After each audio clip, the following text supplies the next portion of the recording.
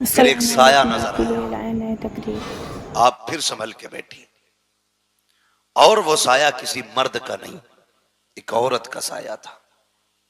करीब आई, उसने आकर के पानी का प्याला पेश किया।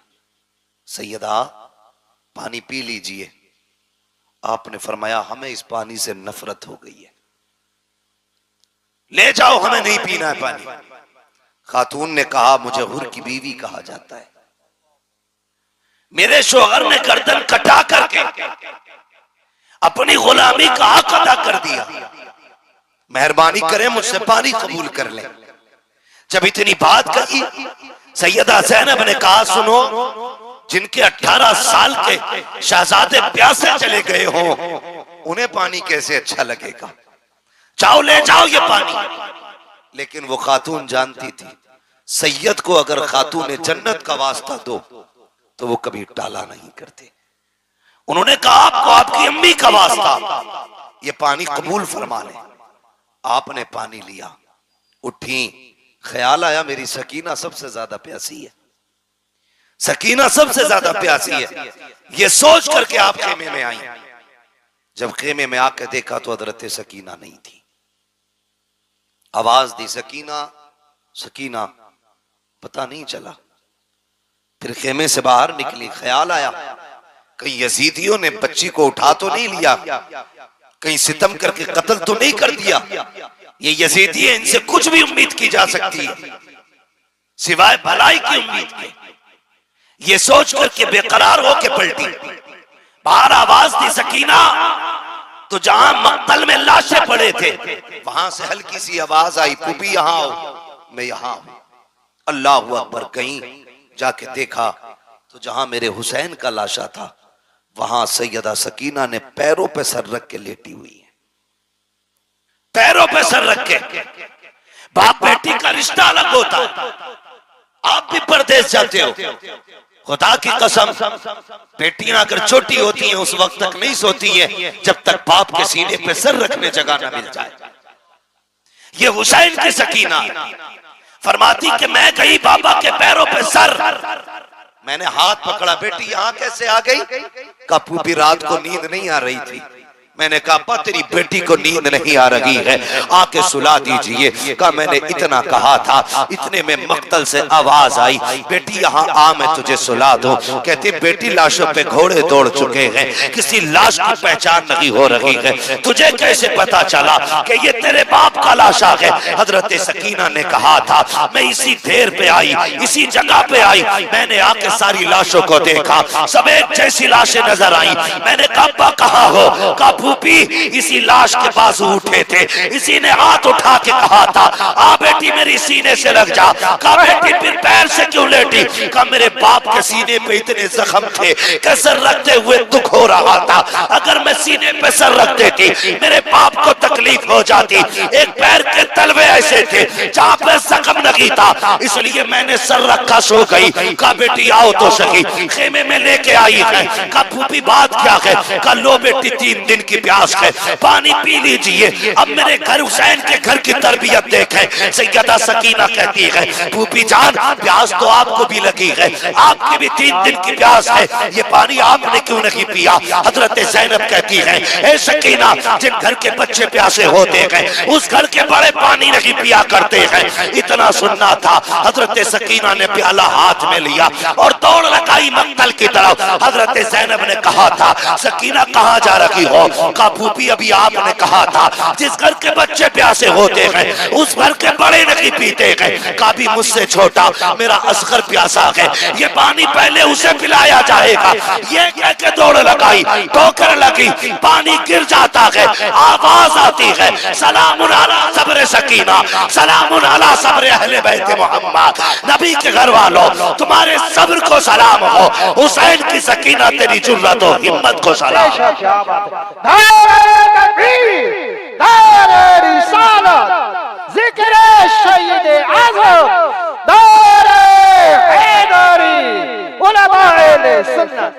खुदा की कसम, ये उनके घर के बच्चों का सब्र है, बच्चों का सब्र है। अगर अपना सब्र देखना हो, एक बार इफ्तारी में दिन बड़ा होने लगे, मस्जिद में इफ्तारी मुंह छुट लगा दो, बच्चे भी बैठा दो, बड़े भी बैठा दो, फिर देखो मुट्ठी भर के कौन खाता है। ये हमारी तरबियत है, ये उनकी तरबियत। 3 दिन के प्यासे हैं, लेकिन फिर भी अपने से ज्यादा दूसरे का ख्याल है, दूसरे का ख्याल है। जानते हैं जब 11 की सुबह आई, यजीदियों ने इमाम ज़ैनुल आबिदीन को कैद कर रखा था। कहने लगे ज़ैनुल आबिदीन तैयारी कर लो। फरमाने लगे किस चीज की तैयारी? यजीदियों ने कहा सफर करना है। आपने फरमाया परदेसियों की कोई तैयारी नहीं होती है, जहां चाहो ले चलो, हम परदेसी हैं। तारीख गवाह है, सबसे पहले बेड़ियां तारीख में हजरत इमाम ज़ैनुल आबिदीन के पैरों में डाली गई। गले में तोक, पैरों में बेड़ियां। और जब तोक डाल करके चलाया गया तो इतना वजनी तोक था कि उसके वजन से आप इतने झुक के चल रहे थे जैसे नमाजी रुकू में रहता है। ये कंडीशन थी।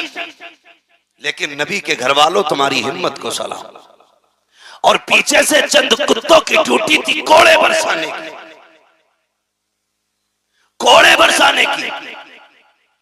जब आप कैदी बन के चले और एक चौक से काफिला गुजरने लगा तो किसी ने देखा यार ये तो बेकसूर लग रहे हैं, इनके चेहरे का नूर बता रहा है ये बेकसूर कैदी है। उसने आगे बढ़ के कहा बेकसूर कैदी मेरे हक में दुआ कर दे। जानते इमाम ज़ैनुल आबिदीन ने हाथ उठाए और फरमाया खुदा तुझे किसी मुसलमान का कैदी ना बनाए। जब इतनी बात कही वो तड़प गया, जनाब ये क्या बात कह रहे हैं आप? फरमाने लगे ये बहुत अच्छी दुआ है। कहने लगा क्यों? आपने अपनी कमीज उठाई, पूरी कमर खून से तर थी, खून से तर थी। का ये क्या है? का ये जो मुसलमान कैदी बना के ला रहे हैं ना हमें, ये उनका सितम है। का ये कोड़े क्यों मार रहे हैं? का परदेसी हूं, मुसाफिर हूं, थका हुआ हूं, अपनों की लाशें देखी है, भूखे प्यासे चला नहीं जाता। का फिर बैठ क्यों नहीं जाता? का अगर मैं बैठ गया तो फिर जिम्मेदारियां करबला में रह जाएंगी। ये जिम्मेदारियां मुझे नाना के मदीने तक पहुंचानी है। अल्लाह अकबर। लोग कुछ भी कहें,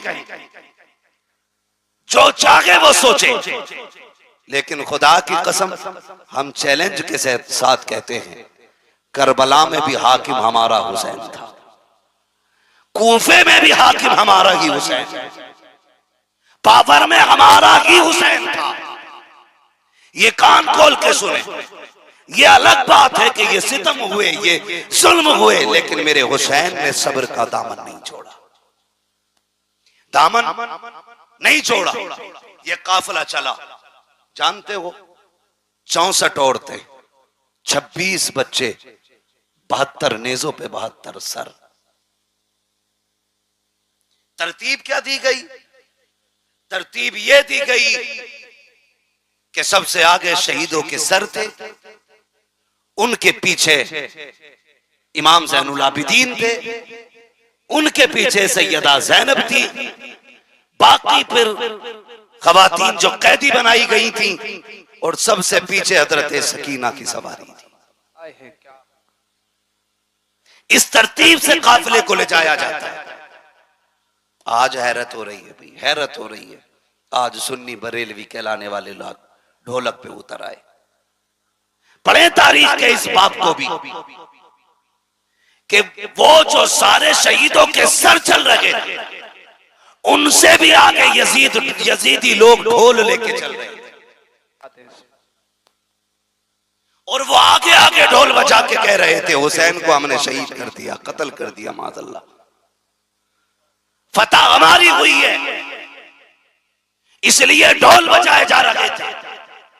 जानते हो जब एक चौक से, एक बस्ती से काफिला गुजरने वाला था तो दूर से ढोल की आवाज आ रही थी। एक नाबीना खड़ा था, उसके साथ एक बच्चा था, वो नाबीना भीख मांग रहा था। जब ढोल की आवाज सुनी तो उसने अपने बच्चे से कहा, लगता है बारात कोई बड़ी है। जब बारात बड़ी है तो फिर दूल्हा भी बड़ा होगा। कहा अब्बा कहना क्या चाह रहे हो? कहा बेटे देख जरा बारात कैसे लोगों की है। तो सबसे आगे जब ढोलों को आते देखा, सर्क पर्क के कपड़े, बेहतरीन खूबसूरत लिबासों में, नए नए कपड़ों में ढोल वाले देखे।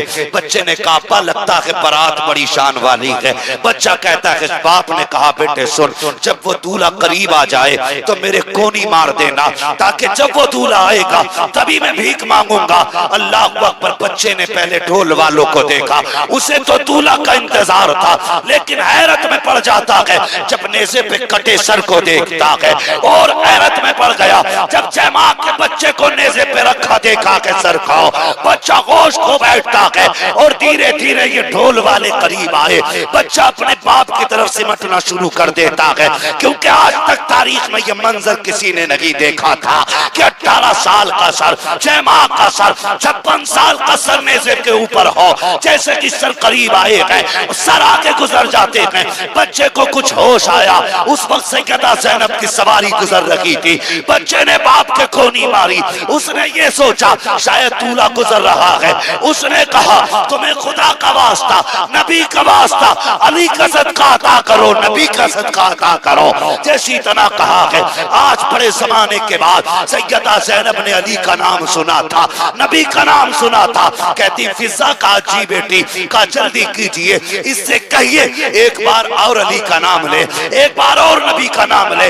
आपने कहा फिर से कह जो तूने कहा है। उसने फिर से कहा एक बार और कह जो तूने कहा है। उसने फिर से कहा। उसके बाद कहती मैं बता क्या चाहिए। उसने कहा फकीर है, मोहताज है, भीख दे दीजिए। हम तो दरबार, हम तो भीख लेने खड़े हैं। आपने बच्चे की तरफ देखा, फरमाया जल्दी आ, तुझे पैसा चाहिए? कहा हाँ। कहा सुन, वो जो सबसे पीछे सवारी आ रही है, जा उसके पैरों के निशान की जगह की मिट्टी हटा ले, तेरी जरूरत पूरी हो जाएगी। बच्चे ने बूढ़े का हाथ पकड़ा, उधर दौड़ लगा दी जिधर की खबर सैयदा ज़ैनब ने दी है। जब जाकर के मिट्टी हटाई है, सोना निकल आया है।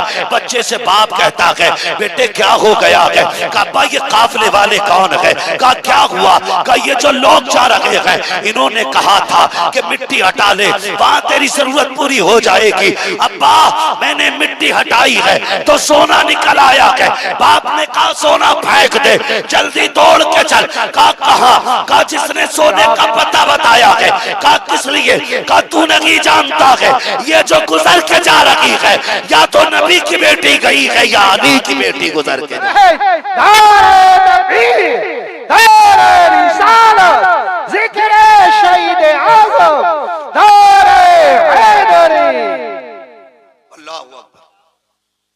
फरमाने लगी। उस बूढ़े ने कहा सुन,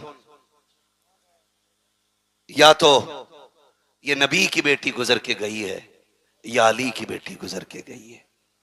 खुदा की कसम इन्हें मजबूर कहते, इन्हें कमजोर समझते। गलती ना करना, बातें बहुत सारी है मगर तवज्जो करें। इस बात को आखिरी बात समझ के सुन लें। तवज्जो है, जरा कह दें या हुसैन। जितने लोग सुन रहे हैं सारे बस वही बोलें वाह हुसैन, और जोर से बोलें वाह हुसैन।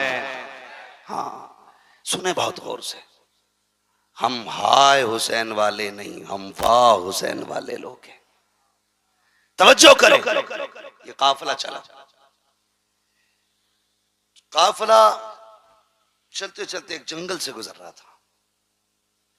जंगल से जब काफिला गुजरने लगा तो एक खातून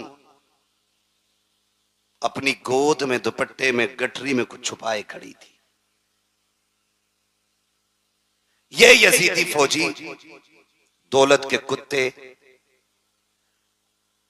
ये आगे आगे चल रहे। उस खातून ने पूरे काफिले को रोका। कहा ठहरो। कहा क्या बात है? कहा तुम्हारे अंदर कोई तबीब है? कहा क्यों? कहा मेरा बेटा बीमार है, एक ही बेटा है, 7 बेटियां हैं, मुझे डर है कहीं वो मर ना जाए। कहा अगर तुम में कोई तबीब हो तो मेरे बेटे को देख ले। तो शिमर को, इन लाइनों को मजाक सूझी। इन्होंने मजाक के तौर पे इमाम ज़ैनुल आबिदीन की तरफ मुंह किया और बूढ़ी से कहने लगे हम तो तबीब नहीं है, लेकिन इससे पूछ ले ये जो कैदी है शायद ये तबीब है। बूढ़ी गई जाके कहने लगी परदेसी क्या तू तबीब है? आपने कहा अल्हम्दुलिल्लाह, सिर्फ मैं नहीं, मैं भी हकीम, मेरा बाप भी हकीम, मेरा दादा भी हकीम, मेरा घराना ही हकीमों का है। क्या इलाज कर देगा? फरमाने लगी बिल्कुल, लेकिन सुन मां, मैं कैदी हूं और हम इनके कैदी हैं, इनसे इजाजत लो और हम चलेंगे तुम्हारे साथ। जब बूढ़ी इजाजत लेने गई, वो तो थे दौलत के कुत्ते, उन्होंने क्या कहा? उन्होंने सीधी बात कही कि क्या देगी इसके बदले में। उसकी गोद में जो गठरी थी वो प्लास्टिक की और लकड़ी की और किसी और चीज की नहीं, बल्कि सोने की गठरी थी। उसने कहा जितना सोना है सारा ले ले, बस इस तबीब को मेरे साथ भेज दे। वो तो थे ही दौलत के कुत्ते, उन्होंने सोना ले लिया। लेने के बाद मेरे इमाम की तरफ देख के कहने लगे सोन, अगर तुम्हारे बाप ने हमारी मान ली होती ना तो आज तुम जंजीरों में जकड़ के हमारे गुलाम नहीं होते। जैसे इतना सोना, गुस्सा आ गया इमाम ज़ैनुल आबिदीन को। फरमाने लगे तुझे क्या लगता है ये जो तूने बेड़ियां हथकड़ियां पहना रखी है तो इनसे रोकेगा हमें? फरमाने लगे चाबी रख अपने पास अपनी, अब अली के बेटे की ताकत देख।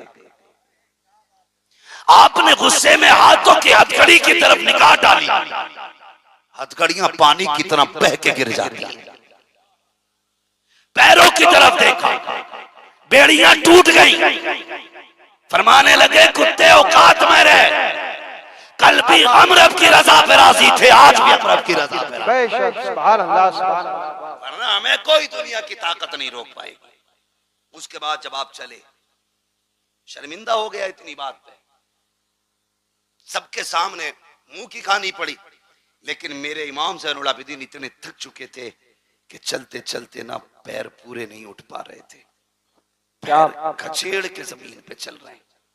इतनी ताकत नहीं बची है कि पूरा पैर उठा के रख सके, जमीन पे पैर रगड़ते जा रहे हैं। बूढ़ी आगे आगे चलते चलते जब बूढ़ी का मकान आया तो एक बच्ची दरवाजे पे खड़ी थी।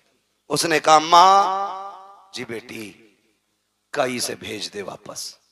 कहा क्या हुआ? कहा जिस बेटे के लिए लेके आई थी वो बेटा खत्म हो गया। इतना सुना आह निकल गई। बूढ़ी रो के कहने लगी सोना भी चला गया, बेटा भी चला गया। जा, मैंने तुझ पे ज्यादती की, मैं यहां तक चला के लाई, तेरा एहसान तो यहां तक आ गया, वापस चला जा। इमाम ज़ैनुल आबिदीन ने कहा मां दरवाजे तक आए हुए मेहमान को लौटाया नहीं जाता है, चौखट तक आने की इजाजत तो दे। बूढ़ी ने कहा क्या करेगा बेटा, तेरा वक्त जाये होगा, तेरा टाइम खर्च होगा, तू परदेसी मुसाफिर जाने कब का चला है, कब तक चलेगा, कुछ खाया कि नहीं खाया।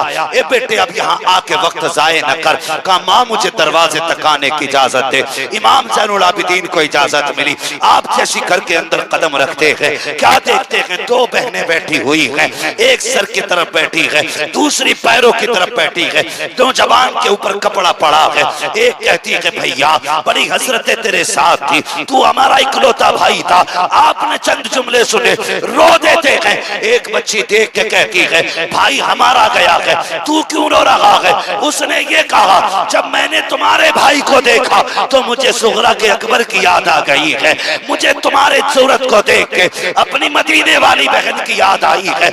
आप ये कहते हैं और उसके बाद आगे बढ़ते हैं। उस नौजवान के ऊपर से चादर उड़ाई और हटाने आने के बाद कहते हैं नौजवान उठ, बहनों को रुलाया नहीं जाता है, बहनों को हंसाया जाता है।